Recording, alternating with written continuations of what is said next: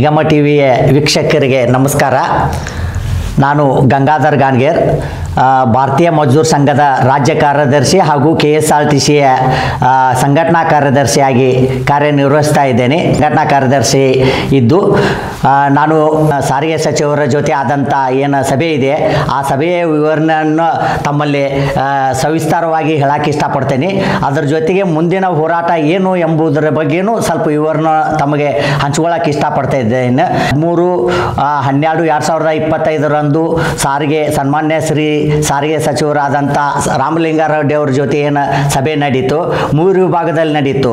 1ನೇ ವಿಭಾಗ ಕೂಟದವ್ರ ಜೊತೆ, ಆನಂತರ 2ನೇದ್ದು ಭಾರತೀಯ ಮಜ್ದೂರ್ ಸಂಘ ಹಾಗೂ ಯುನೈಟೆಡ್ ಎಂಪ್ಲಾಯ್, 3ನೇದ್ದು ಜಂಟಿ ಕ್ರಿಯಾ ಸಮಿತಿ. ಅದರಲ್ಲಿ ಅವರು ಸ್ಪಷ್ಟವಾದಂಥ ಒಂದು ನಿರ್ಧಾರವನ್ನು ತೆಗೆದುಕೊಂಡು ಬಂದಿದ್ರು. ಏನಪ್ಪ ಅಂದರೆ ಸಾರಿಗೆ ಸಚಿವರಾದಂಥ ಲಿಂಗಾರೆಡ್ಡಿ ಅವರು ಏನು ಹೇಳಿದ್ರು ಅಂದರೆ, ಅವರು 2024 1/1/2024 ಏನು ವೇತನ ಪರಿಷ್ಕರಣೆ ಆಗಬೇಕಾಗಿತ್ತು ಅದನ್ನು 1/1/2026 ಜಾರಿಗೊಳಿಸ್ತೇವೆ ಅಂತ ಅನ್ನೋದು ಒಂದು.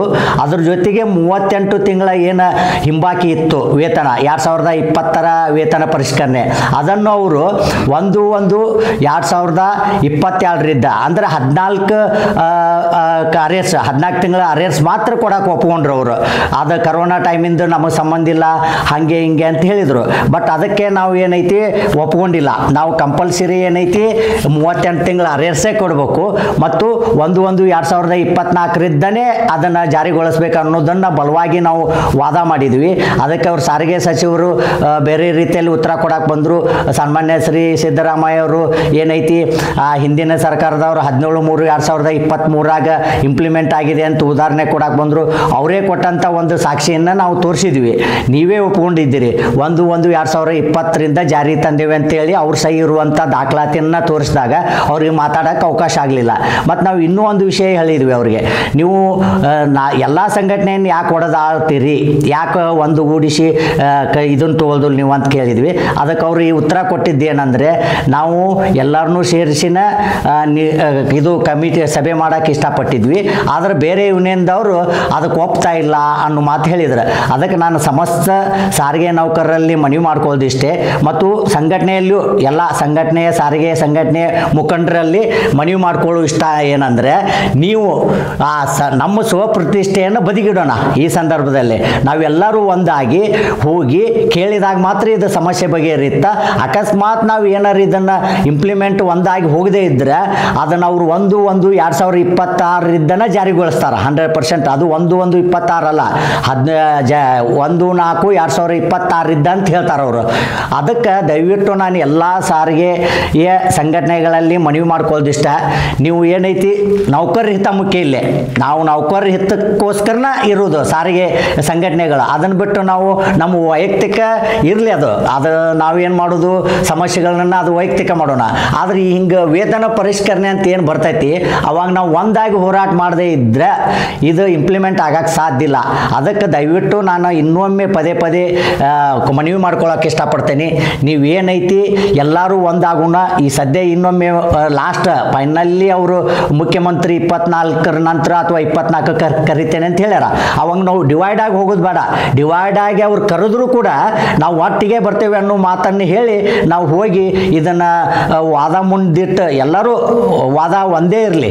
ಏನಂದ್ರೆ ವೇತನ ಪರಿಷ್ಕರಣೆದ್ದು ಏನು ಜಾರಿ ತೊಗೊಂಬರುವಾಗ ಹೊಂಟಿದ್ದಾರೆ ಅದ್ರ ಬಗ್ಗೆ ಚರ್ಚೆ ಮಾಡಿ ಒಂದು ಒಳ್ಳೆಯ ಶುಭ ಸುದ್ದಿಯನ್ನು ಎಲ್ಲ ಕಾರ್ಮಿಕರಿಗೂ ಕೊಡೋಣ ಅಂತೇಳಿ ನಾನು ಇನ್ನೊಂದು ವಿಷಯ ಸಂಘಟನೆಯಲ್ಲೇ ಪ್ರಮುಖರಾದಂಥ ಅನಂತ್ ಸುಬ್ರಾವ್ ಅವರಲ್ಲಿ ಮನವಿ ಮಾಡ್ಕೊಳ್ಳೋಕೆ ಇಷ್ಟಪಡ್ತೇನೆ. ನಾನು ಅನಂತ್ ಸುಬ್ರಾವ್ ಸರ್, ತಾವು ಈ ಹಿರಿಯರದಿರಿ, ಸಂಘಟನೆಯನ್ನು ನಡೆಸಿದಂಥವರು, ಹಿಂದೆ ಎಷ್ಟೋ ಅನುಕೂಲಗಳನ್ನು ಮಾಡಿಕೊಟ್ಟಂಥವ್ರು. ಈ ಸಂದರ್ಭದಲ್ಲಿ ನೀವು ಪ್ರತಿಷ್ಠೆಯನ್ನು ಬದಿಗಿಟ್ಟು ನಮ್ಮ ಜೊತೆ ಎಲ್ಲರ ಜೊತೆನೂ ಸೇರಿ ಹೋರಾಟ ಮಾಡೋದಕ್ಕೆ ತಾವ ನೇತೃತ್ವ ತೊಗೊಂಡ್ರೂ ಪರವಾಗಿಲ್ಲ. ಆದರೆ ಏನೈತಿ ಎಲ್ಲ ಸಾರಿಗೆ ಯೂನಿಟ್ಗಳು ಸಂಘಟನೆಗಳು ಒಂದಾಗಿ ಹೋರಾಟ ಮಾಡೋಕ್ಕೆ ತಾವು ಸಹಕಾರ ಕೊಡಬೇಕಂತ ನಾನು ಈ ಸಂದರ್ಭದಲ್ಲಿ ಮನವಿ ಮಾಡ್ಕೊತೀರಿ. ಅದೇ ಜೊತೆ ಚಂದ್ರವರು ಕೂಟದವರು, ಚಂದ್ರವ್ರಿ ತಮಗೂ ಕೂಡ ನಾನು ಒಂದು ಮದುವೆ ಮಾಡ್ಕೊಳ್ಳೋಕೆ ಇಷ್ಟಪಡ್ತೇನೆ.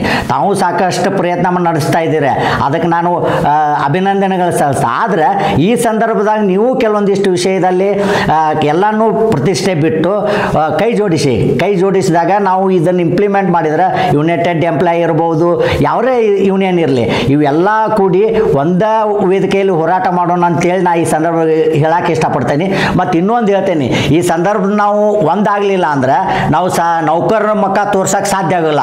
ನಾವು ಅವ್ರನ್ನ ಹತ್ರ ಹೋದ್ವಿ ಅಂದ್ರೆ ಅವ್ರು ನಮ್ಮನ್ನು ಏನು ಬೇಕಾದರೂ ಮಾಡೋ ಚಾನ್ಸಸ್ ಐತಿ, ಕಲ್ಲಿನಲ್ಲಿ ಹೊಡಿಬೇಕು, ಆ ಪರಿಸ್ಥಿತಿ ಬರುತ್ತೆ. ಆ ಪರಿಸ್ಥಿತಿ ನಿರ್ಮಾಣ ಆಗೋದು ಬೇಡ. ಅನಂತ ಸುಬ್ರಾವ್ ಸರ್, ತಮ್ಮಲ್ಲಿ ನಾ ಇನ್ನೊಂದು ಮನವಿ ಮಾಡ್ಕೊಳ್ಳೋಕೆ ಇಷ್ಟಪಡ್ತೇನೆ. ತಾವು ಹಿರಿಯರಿದ್ದೀರಿ, ಈ ಸಂದರ್ಭದಲ್ಲಿ ತಾವು 25% ವೇತನ ಪರಿಷ್ಕರಣೆದ್ದು ಕೇಳಿದ್ವಿ. ಆ ನಂತರ ಅವರು ಸರಿ ಸಮಾನ ವೇತನ ಕೊಡ್ದವ್ರು ಕೇಳಿದ್ದಾರೆ. ನಾವು ಯಾವುದೇ ಒಂದು ನಿರ್ಧಾರಕ್ಕೆ ಬರೋಣ, ಇವತ್ತ 25% ಭಾಳ ಕಡಿಮೆ ಅದು. ಯಾಕಂದ್ರೆ ನಮ್ಮ ಸರ್ಕಾರಿ ನೌಕರರಿಗೆ ನಾವು ದುಡಿತಕ್ಕಂಥದ್ದನ್ನೆಲ್ಲ ವ್ಯತ್ಯಾಸ ನೋಡಿದರೆ ನಮ್ಮದು ಭಾಳ ಅಜಗಜಾಂತರ ವ್ಯತ್ಯಾಸ ಇದೆ. ನಾವು ಅದನ್ನು ಸರಿಪಡಿಸ್ಕೋಬೇಕಾದ್ರೆ ನಾವು ಒಟ್ಟಿಗೆ ಹೋಗಿ ಅದನ್ನು ಕುಂತು ಒಳ್ಳೆ ರೀತಿಯಲ್ಲಿ ಚರ್ಚೆ ಮಾಡಿ ಅದನ್ನು ನಿಭಾಯಿಸಿದಾಗ ಮಾತ್ರ ಸಾಧ್ಯ ಐತಿ. ಸರ್ಕಾರಕ್ಕೆ ನಾವು ಎಲ್ಲರೂ ಕೂಡಿ ಹೋದಾಗ ಮಾತ್ರ ಪ್ರೆಷರ್ ಬೀಳಕ್ಕೆ ಸಾಧ್ಯ ಐತಿ. ಅದಕ್ಕೆ ನಮ್ಮ ಉತ್ತರ ಕರ್ನಾಟಕದ ವಿಷಯದಲ್ಲಿ ನಾನು ಹೇಳಕ್ಕೆ ಇಷ್ಟಪಡ್ತೇನೆ, ನಮ್ಮಲ್ಲಿ 10 ರೂಪಾಯಿಗೂ ಕಷ್ಟಪಡುವಂಥ ಪರಿಸ್ಥಿತಿ ಬಂದೈತಿ ಇವತ್ತು. ಅದನ್ನು ತಾವು ದಯವಿಟ್ಟು ಗಮನದಲ್ಲಿ ಇಟ್ಕೊಳ್ಳಿ. ಯಾಕಂದ್ರೆ ಸಾರಿಗೆ ನೌಕರರು ಎಷ್ಟರ ಮಟ್ಟಿಗೆ ಸಮಸ್ಯೆಗಳನ್ನು ಎದುರಿಸ್ತಾ ಇದ್ದಾರೆ ಅನ್ನೋದನ್ನು ಪ್ರತಿನಿತ್ಯ ತಾವು ಗಮನಿಸ್ತೀರಿ. ಅದಕ್ಕೆ ನಾನು ಹೇಳೋದು ಇಷ್ಟ, ಇದು ಆದಷ್ಟು ಬೇಗ ಮುಗಿಬೇಕು ಮತ್ತು ಒಳ್ಳೆ ರೀತಿ ನಾವೆಲ್ಲ ಕುಂತಾಗ ಮಾತ್ರ ಒಂದು ಚರ್ಚೆ ಬರುತ್ತೆ. 45% 50% ಕೇಳೋಣ ನಾವು. ಯಾಕೆ ಕೇಳಬಾರ್ದು? ನಾವು ದುಡಿತಾ ಇದ್ದೇವೆ, ಶ್ರಮಪಟ್ಟು ಅದನ್ನು ನಾವು ಏನೈತಿ ಎಲ್ಲರಿಗೂ ಒಳ್ಳೇದಾಗಲಿ ಅಂತ ಬಯಸ್ತಾ ಇದ್ದೇವೆ. ಇವತ್ತು ನಾವೆಲ್ಲರೂ ಕೂಡಿ ಚರ್ಚೆ ಮಾಡೋಣ. ಯಾಕಂದ್ರೆ ಮುಖಂಡರು ಅಂದ್ರೆ ಏನು ತಿಳಿದ್ಬಿಟ್ಟಾರ ಅಂದ್ರೆ ಇವತ್ತು ಸಾರಿಗೆ ಯಾರಿಗೂ ವಿಶ್ವಾಸ ಇಲ್ಲ ಸರ್, ಯಾರಿಗೂ ವಿಶ್ವಾಸ ಇಲ್ಲ. ಎಲ್ಲರೂ ನಮ್ಮನ್ನು ಎಷ್ಟರ ಮಟ್ಟಿಗೆ ಕೀಳ್ಮಟ್ಟ ನೋಡ್ತಾರೆ ಅಂದರೆ ಅದಕ್ಕೆ ನಮ್ಮನ್ನು ನಾವು ದೋಷಿಸ್ಕೊಳ್ಳೋದು ಬೇಡ. ನಾವೆಲ್ಲರೂ ಒಟ್ಟಿಗಾಗಿ ಕಾರ್ಮಿಕರು ಒಳ್ಳೇದು ಮಾಡಿದ್ವಿ ಅಂದ್ರೆ ಅವಾಗ ಕಾರ್ಮಿಕರಿಗೆ ಅನುಕೂಲ ಆಗುತ್ತೆ.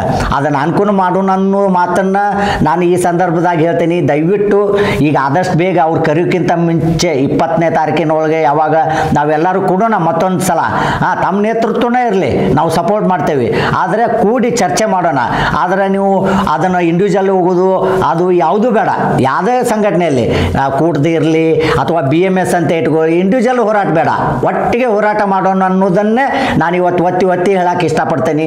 ದಯವಿಟ್ಟು ಅರ್ಥ ಮಾಡ್ಕೊಳ್ಳಿ. ಮತ್ತು ಸಾಕಷ್ಟು ಸಮಸ್ಯೆಗಳದಾವು, ಒಂದಂತಲ್ಲ. ಸ್ತ್ರೀ ಶಕ್ತಿ ಬಗ್ಗೆ ಮಾತಾಡಿದರು ಲಾಭದಾಗಿ ಐತೆ ಅಂತ ಹೇಳ್ತಾರ, ಹೊರಗಡೆ ಎಲ್ಲ ಪಬ್ಲಿಕ್ನಲ್ಲಿ. ನಮ್ಮ ಬೈಠಕ್ನಲ್ಲಿ ಹೇಳ್ತಾರ, ದಾಖಲೆ ಕೊಡ್ತಾರ, ಇಲ್ಲ ಲಾಸ್ಟ್ನಲ್ಲಿ ಐತಿ ನಾವು ಕೊಡಕ್ಕೆ ಬರಲ್ಲ ಅಂತೇಳಿ. ಮತ್ತು ಏನು ಇದರ ಅರ್ಥ? ಅವ್ರು ಯಾಕೆ ಡಬಲ್ಗೆ ಮಾಡ್ತಾ ಇದ್ದಾರ? ಮತ್ತು ಇನ್ನೂ ಒಂದು ವಿಷಯ ನನಗೆ ತಮ್ಮ ಸಂಘಟನೆಯಿಂದ ನಾನು ಈ ಮುಖಾಂತರ ಕೇಳಕ್ಕೆ ಇಷ್ಟಪಡ್ತೇನೆ, ಆನಂತರ ಕೂಡ್ದವ್ರಿಗೆ ಕೇಳಕ್ಕೆ ಇಷ್ಟಪಡ್ತೇನೆ. ಅಲ್ಲಿ ಏನು ಬೈಠಕದಲ್ಲಿ ನಿಮ್ಮ ಸಂಘಟನೆ ಜೊತೆ ಆಗಿದೆ ಅನ್ನೋದನ್ನು ನಮಗೆ ಮಾಹಿತಿ ಬರಲ್ಲ. ನಮ್ಮ ಜೊತೆನ ನಾವು ಕುಂತು ಬೈಠಕದಲ್ಲೇ ಎಷ್ಟೋ ವಿಷಯಗಳ ವ್ಯತಿರಿಕ್ತ ಆಗಿದ್ದಾವೆ. ಏನಂದ್ರೆ ಒಳಗಡೆ ಆದಂಥ ವಿಷಯನ ಬಿಟ್ಟು ಹೊರಗೆ ಬಂದು ಬೇರೆ ರೀತಿ ಹೇಳ್ತೀರಿ ನೀವು. ಆ ಥರದ್ದು ಹೇಳಿಕೆ ಬೇಡ ದಯವಿಟ್ಟು. ಯಾಕಂದ್ರೆ ನಮ್ಮ ಜೊತೆನ ಆದಂಥ ಸಭೆಯಲ್ಲಿ ನಮಗೆ ಅನುಭವ ಆಗಿದೆ. ನಾನು ಅದನ್ನು ಡಿಟೇಲ್ ಹೇಳಕ್ಕೆ ಹೋಗಲ್ಲ, ಯಾಕಂದ್ರೆ ಹೇಳೋದ್ರಿಂದ ಸಂಘಟನೆ ಸಮಸ್ಯೆ ಆಗುತ್ತೆ. ನಾ ಸಂಘಟನೆಯಲ್ಲೇ ದೋಷಿಸೋದಾಗಲಿ ಸಂಘಟನೆ ವಿಷಯಗಳನ್ನು ಕೀಳ್ಮಟ್ಟ ನೋಡೋದಾಗಲಿ ಅಂತ ಮಾಡ್ತಾ ಇಲ್ಲ. ಯಾಕಂದ್ರೆ ನಮ್ಮ ಉದ್ದೇಶ ಸಾರಿಗೆ ನೌಕರರ ಸಮಸ್ಯೆ ಮತ್ತು ಅವ್ರ ಹಿತ ಮುಖ್ಯ ಇಲ್ಲಿ. ಅವರು ಸುಭದ್ರವಾಗಿದ್ರು ಅಂದ್ರೆ ಅವ್ರು ಚೆನ್ನಾಗಿದ್ರು ಅಂದ್ರೆ ನಾವು ಚೆನ್ನಾಗಿರ್ತೀವಿ. ಅದಕ್ಕೆ ದಯವಿಟ್ಟು ನನ್ನ ಮತ್ತೊಮ್ಮೆ ತಮ್ಮಲ್ಲಿ ಮನವಿ ಮಾಡ್ಕೊತೇನೆ ಎಲ್ಲ ಸಂಘಟನೆಯಲ್ಲಿ. ಅಷ್ಟೇ ಅಲ್ಲದೆ ಕೂಟೋದಿ ಚಂದ್ರ ಅವರೇ, ತಮ್ಮಲ್ಲಿ ನಾವು ಮನವಿ ಮಾಡ್ಕೊಳ್ಳೋಕೆ ಇಷ್ಟಪಡ್ತೇನೆ. ತಾವೇನು ಸರ್ಕಾರಿ ನೌಕರಿ ಆಗ್ಬೇಕಂತೇನು ಬಡ್ದಾಡ್ತಾ ಇದ್ದೀರಿ, ಅದಕ್ಕೆ ನಮ್ಮ ಸಂಪೂರ್ಣ ಬೆಂಬಲ ತಮಗೆ ಕೊಟ್ಟಿದ್ದೇವೆ, ನಾವು ಕೊಡ್ತಾನೂ ಇದ್ದೇವೆ. ಆದರೆ ತಾವು ಅದರಲ್ಲಿ ಸ್ವಲ್ಪ ಕೈ ಬಿಡಿ ಅಂತ ಹೇಳೋದಿಲ್ಲ ನಾವು, ಅದನ್ನು ಹೋರಾಟ. ಆದರೆ ಈ ಸಂದರ್ಭದಲ್ಲಿ ಈ ವಸ್ತುಸ್ಥಿತಿಯಲ್ಲಿ ನಾವು ಏನು ಅನುಭವಿಸ್ತಾ ಇರ್ತೇವಲ್ಲ ಅದನ್ನು ತಗೊಂಡು ಮುಂದೆ ಬರ್ತಕ್ಕಂಥ ದಿನಗಳಲ್ಲಿ ಅದನ್ನು ಸಮರ್ಥವಾಗಿ ಹೋರಾಟ ಮಾಡೋಣ ಇಷ್ಟರು ಕೂಡಿ. ಅದನ್ನು ನಾವು ಈಗ ಆಗಬೇಕು, 8ನೇ ವೇತನ ಜಾರಿ ಆಗಬೇಕು, 7ನೇ ವೇತನ ಜಾರಿ ಆಗಬೇಕು ಅನ್ನೋದನ್ನು ಹಠ ತಾವು ಬಿಡಬೇಕಾಗುತ್ತೆ. ಯಾಕಂದ್ರೆ ನಮ್ಮ ಉತ್ತರ ಕರ್ನಾಟಕ ಇವತ್ತು BMS ನೀವೇನು ಅಜೆಂಡಾ ಎತ್ಕೊಂಡಿದ್ದೀರಲ್ಲ ಅದನ್ನು 2016ರಲ್ಲೇ BMS ಎತ್ಕೊಂಡಿತ್ತು. ಪ್ರಪ್ರಥಮವಾಗಿ 2016ರಲ್ಲಿ ಸರ್ಕಾರ ನೌಕರಿ ಆಗಬೇಕಂತ ಘೋಷಣೆ ಮಾಡಿದ್ದೇ BMS. ಹೋರಾಟ ಒಂದು ದಿವಸ ಟೌನ್ ಹಾಲ್ನಲ್ಲಿ ಮಾಡಿದ್ದು BMS. ಮತ್ತು ಅದನ್ನು ಎತ್ಕೊಂಡು ಹೋದ್ವಿ. ಆದರೆ ನಮ್ಮ ಅಜೆಂಡಾ ಕೂಡ ಅದೇ ಇದೆ. ಆದರೆ ನಾವು ನಮ್ಮ ಈಗಿನ ಒಂದು ವಸ್ತುಸ್ಥಿತಿ ಏನಿದೆ ಅದ್ರ ತಕ್ಕಂಗೆ ನಾವು ಕೆಲವೊಂದಿಷ್ಟು ಬೆನಿಫಿಟ್ಗಳು ತೊಗೋಬೇಕಾಗಿರುತ್ತೆ. ಅದು ಮುಂದೆ ಬರ್ತಕ್ಕಂಥ ದಿನಗಳೆಲ್ಲ ಅದನ್ನು ಇಟ್ಕೊಂಡು ಹೋರಾಟ ಮಾಡೋಣ. ಆದ್ರೆ ಅದನ್ನೇ ನೀವು ಪ್ರೆಸ್ಟೀಜ್ ಅಂತ ತಿಳ್ಕೊಂಡು ಅದು ಆಗಬೇಕು ಇಲ್ಲ ಅಂತಲ್ಲ, ನಾವು ಒಪ್ಕೊಂತೇವೆ. ಇವತ್ತು ಏನು 6ನೇ ವೇತನ ಸರಿ ಸಮಾನ ಅಂತ ಕೊಡ್ತೇವೆ. ಈಗ ಇನ್ನೊಂದು ವಿಷಯ ತಮ್ಮಲ್ಲಿ ಫಸ್ಟ್ ಕೇಳಕ್ಕೆ ಇಷ್ಟಪಡ್ತೇನೆ. ಏನಂದ್ರೆ ಸರಿ ಸಮಾನ ವೇತನ ಅಂತ ಕೇಳಿದೆ, ಅದು ಕೂಡ BMS ನಾವು ಸರಿ ಸಮಾನ ಅಂತಲೇ ಕೊಟ್ಟಿದ್ದೀವಿ. ಸರಿ ಸಮಾನ ಅಂದ್ರೆ ಏನು ಉದ್ದೇಶ? ಇವತ್ತು ಒಬ್ಬ ಸರ್ಕಾರ 7ನೇ ವೇತನ 6ನೇ ವೇತನದ ಏನು ಮೂಲ ಬೇಸಿಕ್ ತೊಗೊಂಡಿರ್ತಾನಲ್ಲ, ಆ ಈಕ್ವಲೆಂಟ್ ನಮ್ದು ಬರಬೇಕು. ಆ ಈಕ್ವಲೆಂಟ್ ಬರ್ಬೇಕಂದ್ರೆ ಅದ್ರ ತಕ್ಕಂಗೆ ನಾವು ಪರ್ಸೆಂಟೇಜ್ ತೊಗೊಂಡಾಗ ಮಾತ್ರ ಅಲ್ಲಿ ಬರುತ್ತೆ. ಅದಕ್ಕೆ ನಾವು ಸರಿ ಸಮಾನ ಅಂತ ಕೇಳ್ತಾ ಇದ್ವಿ. ಆದ್ರೆ ವೇತನ ಆಯೋಗ ಅಲ್ಲ. ತಮ್ಮಲ್ಲಿ ಒಂದು ಮನವಿ ತಮಗೆ ಏನಂದ್ರೆ, ವೇತನ ಆಯೋಗ ಜಾರಿಗೊಳಿಸೋದು ಒಂದೇ, ಸರ್ಕಾರಿ ನೌಕರಿ ಅಂತ ಘೋಷಣೆ ಮಾಡೋದು ಒಂದೇ. ನಾವು ಸರಿ ಸಮಾನ ಅಂತ ಅದಕ್ಕೆ ಕೇಳಿದ್ದು. ಸರಿ ಸಮಾನ ಅಂದ ಅದಕ್ಕೆ ತಮ್ಮಲ್ಲಿ ನಾನು ಏನೈತಿ, ನಮ್ಮ ಉತ್ತರ ಕರ್ನಾಟಕ ತಾವು ಬೆಂಗಳೂರದಲ್ಲಿ ಇರೋರು, ತಮಗೆ ಅಷ್ಟು ಅನುಭವ ಇಲ್ಲದೆ ಇರ್ಬೋದು. ನಮ್ಮ ಹೆಚ್ಚು ಕಡಿಮೆ ಉತ್ತರ ಕರ್ನಾಟಕದವರೇ ಜಾಸ್ತಿ ಜನ ಇದ್ದಾರೆ. ಎಲ್ಲಿಯಾದರೂ ನಮ್ಮಲ್ಲಿ 10 ಜನ ಕುಟುಂಬ ಇರುತ್ತೆ, ಒಟ್ಟಿಗೆ ಇರ್ತಾರೆ. ಅವರೆಲ್ಲ ಏನೈತಿ ಕುಟುಂಬ ನಿರ್ವಹಣೆ ಮಾಡೋದು ಭಾಳ ಕಷ್ಟ ಇದೆ ಇವತ್ತಿನ ಪರಿಸ್ಥಿತಿಯಲ್ಲಿ. ಎಷ್ಟರ ಮಟ್ಟಿಗೆ ಅಂದರೆ ಹರೆಸ್ಮೆಂಟ್ ಆಗ್ತಾ ಇದೆ ಅಂದರೆ ಅದನ್ನು ಹೇಳ್ತಿರಲ್ಲ ಅಷ್ಟಿದೆ. ಹಾಗಾಗಿ ತಮ್ಮಲ್ಲಿ ದಯವಿಟ್ಟು ಮನವಿ ಮಾಡ್ಕೊಳ್ಳೋಕೆ ಇಷ್ಟಪಡ್ತೇನೆ. ನಾವು ಕಾರ್ಮಿಕರ ಹಿತಕ್ಕೋಸ್ಕರ ಎಲ್ಲರೂ ಈಗ ಹೇಳಿದ್ವಲ್ಲ, ಎಲ್ಲ ಬದಿಗಿಡೋಣ. ಅದು ಏನೇ ಇರಲಿ, ಅದನ್ನು ನಾವೇನು ಮಾಡೋದು, ಒಟ್ಟಿಗೆ ಕೂಡೋಣ. ಒಟ್ಟಿಗೆ ಕೂಡಿ ವೇತನ ಪರಿಷ್ಕರಣೆ ಪ್ರೆಸೆಂಟ್ ಈ ತಿಂಗಳ ಒಳಗೆ ಘೋಷಣೆ ಆಗುತ್ತದೆ. ನಾವು ಇನ್ನೂ ಒಂದು ವಿಷಯ ಹೇಳಕ್ಕೆ ಇಷ್ಟಪಡ್ತೇನೆ ಎಲ್ಲ ಸಂಘಟನೆಗೂ. ಏನಂದ್ರೆ ನಾವು ಏನೇ ಹೋರಾಟ ಮಾಡಕ್ಕೆ ಹೋದ್ರೂ ಅವ್ರು ಕೇಳೋದಿಲ್ಲ. ಏಕಪಕ್ಷೀಯವಾಗಿ ಘೋಷಣೆ ಮಾಡೋ ಸಾಧ್ಯತೆ ಜಾಸ್ತಿ ಐತಿ. ಅದನ್ನು ನಾವು ಆ ಥರ ಮಾಡಿದ್ವಿ ಅಂದ್ರೆ ಕಾರ್ಮಿಕರಲ್ಲಿ ನಾವು ತೊಂದರೆಯನ್ನು ಅನುಭವಿಸ್ತೇವೆ. ಏನಂದ್ರೆ ನಾವು ಏನು ಬೈಠಕಿಗೆ ಹೋಗಿ ಕುಂದಿರ್ತೇವಲ್ಲ ಸಭೆಯಲ್ಲಿ, ಅವರು ಎಷ್ಟು ಥರ ಮಾತಾಡ್ತಾರ ಕಾರ್ಮಿಕರನ್ನು ನಿಮ್ಗೆ ಗೊತ್ತಿರುತ್ತೆ. ಒಳ ಒಪ್ಪಂದ ಆಗ್ಯಾವಂತ ಹೇಳ್ತಾರ, ಅದಾಗ್ಯಾವಂತ ಹೇಳ್ತಾರ, ಡೀಲ್ ಆಗ್ಯಾವಂತ ಹೇಳ್ತಾರ. ಅದೆಲ್ಲ ನಮಗೇನು ಒಳಗಿರೋವಂಥವ್ರಿಗೆ ಗೊತ್ತಿರುತ್ತೆ ಡೀಲ್ ಆಗಿದೆಯೋ ಇಲ್ಲೋ ಅಂತೇಳಿ. ಆ ಥರ ಡೀಲ್ ಏನೂ ಆಗೋದಿಲ್ಲ. ಯಾಕಂದ್ರೆ ನಾನೇ ಕಣ್ಣಾರ ನೋಡಿ, ನಾನು ಒಬ್ಬ ಸಾಮಾನ್ಯ ಕಾರ್ಮಿಕನಾಗಿ ದುಡಿದು ಬಂದಂಥ ವ್ಯಕ್ತಿ. ಇವತ್ತು ನಾನು ಬೈಠಕದಲ್ಲಿ ಸಭೆಯಲ್ಲಿ ಕುಂತಾಗ ವಸ್ತುಸ್ಥಿತಿ ಏನು ಅನ್ನೋದು ಅರ್ಥ ಆಗುತ್ತೆ. ಆದರೆ ನಮ್ಮ ಒಂದು ಸಭೆಯಲ್ಲಿ ಏನು ನಡೆಯುತ್ತೆ ಸಾರಿಗೆ ಸಚಿವರ ಹತ್ರ, ಅದನ್ನು ನಾವು ಪ್ರಾಮಾಣಿಕವಾಗಿ ಹೊರಗಡೆ ಹೇಳಬೇಕು ನಾವು. ಆದರೆ ಎಷ್ಟೋ ವಿಷಯದಲ್ಲಿ ಹೇಳೋದಿಲ್ಲ ನಾವು. ಅದೇ ಇಲ್ಲಿ ಮಿಸ್ಟೇಕ್ ಆಗ್ತಾ ಇರೋದು. ಅದಕ್ಕೆ ಮೊನ್ನೆ ನಾನು ಸಾರಿಗೆ ಸಚಿವರಲ್ಲಿ ಒಂದು ಮನವಿ ಮಾಡಿದೆ, ದಯವಿಟ್ಟು ವಿಡಿಯೋ ಮಾಡ್ಕೊಳಕ್ಕೆ ಫೋಟೋ ತೆಗೆಸ್ಕೊಳಕ್ಕೆ ಅವಕಾಶ ಕೊಡಿ ಸರ್. ಅಲ್ಲೇನು ಚರ್ಚೆ ಆಗಿದ್ದೆ ಅದನ್ನೇ ಲೈವ್ ಮಾಡೋಣ ಅಂದ್ರೆ ವಿಷಯ ಜನರಿಗೂ ಮುಟ್ಟುತ್ತೆ ಅನ್ನೋದನ್ನು. ಬಟ್ ಅದು ಸಾಧ್ಯ ಆಗಲ್ಲ. ಅದಕ್ಕೆ ನಾವೇ ಹೇಳೋದಿಷ್ಟೇ, ಈಗ ಆಗ್ತಕ್ಕಂಥ ಏನು ಬೆಳವಣಿಗೆಗಳದಾವು ಆದಷ್ಟು ಇನ್ನೊಂದು ವಾರ ಒಳಗೆ ಘೋಷಣೆ ಆಗ್ಬೋದು, ಈ ತಿಂಗಳ ಒಳಗೆ ಆಗ್ಬೋದು. ದಯವಿಟ್ಟು ನಾವು ಎಲ್ಲ ಒಂದಾಗಿ ಹೋರಾಟ ಮಾಡದೆ ಹೋದರೆ ನಾವು ಕಾರ್ಮಿಕರ ಅಂತರ ಬೇಯಿಸ್ಕೊಳ್ಳೋದಷ್ಟೇ ಅಲ್ಲ, ಅದು ಏನಾಗುತ್ತೋ ಗೊತ್ತಿಲ್ಲ. ಆ ಥರ ಆಗದೇ ಇರುವಾಗೆ ನೋಡ್ಕೊಳ್ಳೋಣ. ಯಾಕೆ ಕಾರ್ಮಿಕರಿಗೆ ಇವತ್ತು ಸಾರಿಗೆ ಸಚಿವರು ಹೇಳಿದಂಥ ವಿಷಯ ಭಾಳ ಗಂಭೀರ ಇದೆ. ಏನಂದ್ರೆ 24 ತಿಂಗಳು ಬಿಡೋದಂದ್ರೆ ಸರಳ ಅಲ್ಲ. 24 ತಿಂಗಳದ್ದು ಅರಿಯರ್ಸ್ ಎಷ್ಟಾಗುತ್ತೆ ಅನ್ನೋದನ್ನು ಕ್ಯಾಲ್ಕುಲೇಷನ್ ಮಾಡಬೇಕು ನಾವು. ಆ ನಂತರ ಅದೇ ಥರ 24 ತಿಂಗಳು 2024 ಅರಿಯರ್ಸ್ ಕೂಡ ಹೋಗುತ್ತೆ. 2 ವರ್ಷ ಅಗ್ರಿಮೆಂಟ್ ಮುಂದೆ ಹೋಗುತ್ತೆ. 2 ವರ್ಷ ಅಗ್ರಿಮೆಂಟ್ ಮುಂದಂದರೆ ಎಷ್ಟು ಲಾಸ್ ಆಗುತ್ತೆ. ಅದು 2030 ಬರುತ್ತೆ ಮತ್ತೆ ನಮ್ಮದು.